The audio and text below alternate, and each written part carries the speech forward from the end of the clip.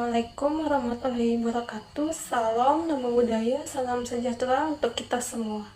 Baik, di sini saya akan menjelaskan tentang kasus Mycoplasmosis pada ayam yang saya temui untuk memenuhi tugas ilmu penyakit bakteri dan jamur yang diempu oleh dosen, profesor, dokter hewan Inengah Kertebesung MSI.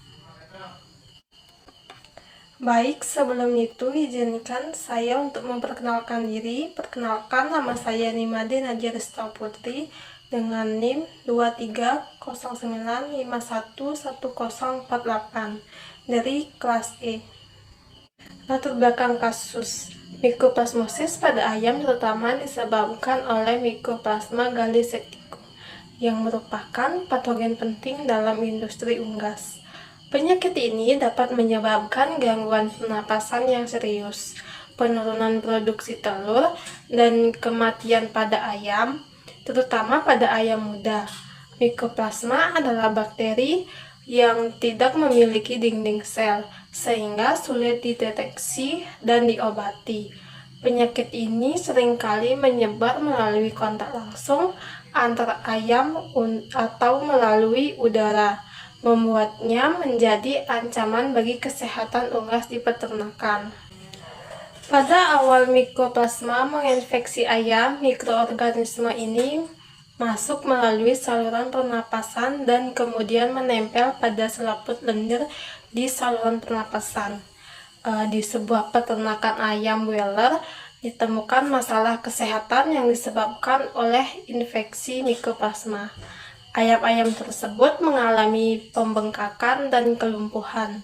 Ketika Mycoplasma menyebar, mikroorganisme ini akan bersarang pada tulang dada dan persendian kaki.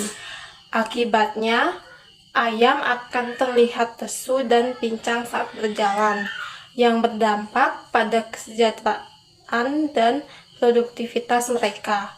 Penanganan yang cepat dan tepat sangat diperlukan untuk mengatasi infeksi ini dan mencegah penyebarannya di antara populasi ayam.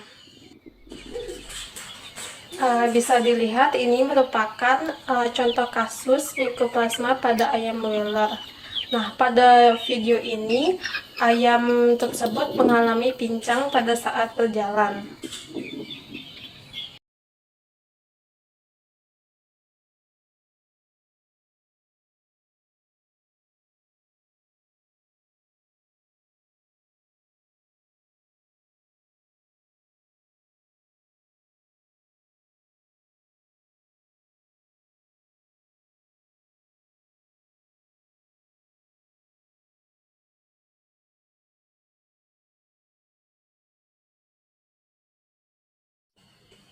Nah, apa saja sih permasalahan yang timbul?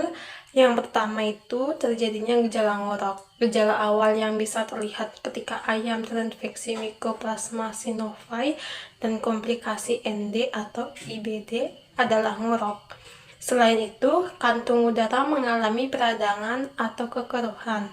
Jika infeksi bersifat akut atau kronis, maka akan menyebar melalui aliran darah ke organ yang lain. Yang kedua itu terjadinya pembengkakan dan kelumpuhan. Ketika Mycoplasma sudah menyebar, maka mikroorganisme tersebut akan bersarang pada tulang dada dan persendian kaki. Akibatnya, ayam akan terlihat lesu dan pincang saat berjalan. Selain itu, nafsu makan juga mengalami penurunan secara signifikan. Kelumpuhan yang terjadi karena infeksi Mycoplasma sinoviae ditandai dengan adanya pembengkakan pada lutut serta jari kaki. Peradangan atau sinofis tersebut menyerang membran sinovial yang berfungsi melapisi dan melindungi persendian. Yang ketiga itu terjadinya berat badan dan produksi telur menurun. Infeksi Mycoplasma sinoviae pada ayam rupanya juga berpengaruh pada penurunan produksi telur. Nah, sementara infeksi Mycoplasma pada ayam pedaging akan membuat berat badan menurun. Ayam yang terinfeksi akan cenderung duduk dengan kondisi bengkak pada kaki, lemah dan kurus. Yang keempat itu kesulitan diagnosis. Diagnosis seringkali sulit dilakukan tanpa teknik laboratorium khusus karena mikroplasma tidak dapat tumbuh pada media kultur biasa. Untuk yang kelima itu resistensi terhadap antibiotik, di mana beberapa strain mikroplasma menunjukkan resistensi terhadap antibiotik, membuat pengobatan menjadi lebih menantang. Nah, apa saja sih upaya pemecahan masalah? Yang pertama itu kita bisa melakukan vaksinasi, mengembangkan dan menerapkan program vaksinasi untuk mengurangi insiden infeksi mikroplasma di peternakan unggas. Yang kedua itu manajemen kesehatan, menerapkan praktik manajemen kesehatan yang baik, terutama biosecurity untuk mencegah masuknya patogen ke dalam populasi unggas. Terus yang ketiga itu pengawasan dan diagnosis dini, di mana meningkatkan pengawasan kesehatan unggas dan melakukan diagnosis dini untuk mengidentifikasi infeksi sebelum menyebar lebih luas.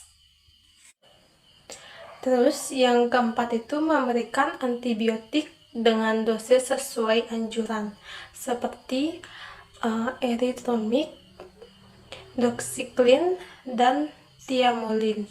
Selain itu, golongan antibiotik fluoroquinolone, tetracycline, dan macrolida. Terus yang kelima, memberikan multivitamin dosis tinggi untuk meningkatkan stamina dan daya tahan tubuh pada ayam. Yang keenam itu edukasi peternak, di mana memberikan pelatihan kepada peternak tentang tanda-tanda klinis infeksi mikroplasma dan pentingnya menjaga kebersihan serta kesehatan unggas.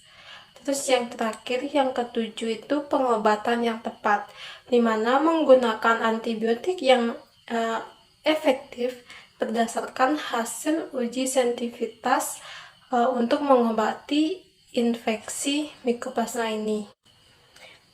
Kesimpulan, jadi penyakit mikroplasmosis pada ayam merupakan tantangan serius bagi industri peternakan unggas. Dengan memahami latar belakang penyakit ini dan permasalahan yang ditimbulkan serta menerapkan upaya pemecahan masalah yang efektif, kita dapat mengurangi dampak penyakit ini terhadap kesehatan unggas dan produktivitas peternakan. Vaksinasi, manajemen kesehatan yang baik, pengawasan ketat, serta edukasi peternak adalah langkah-langkah penting dalam memerangi penyakit ini. Baik, sekian dari saya. Apabila ada kesalahan kata, saya mohon maaf. Saya tutup dengan Pramu Santi. Om Santi Santi Santi Om. Wassalamualaikum warahmatullahi wabarakatuh. Salam, namo buddhaya, dan salam kebajikan untuk kita semua.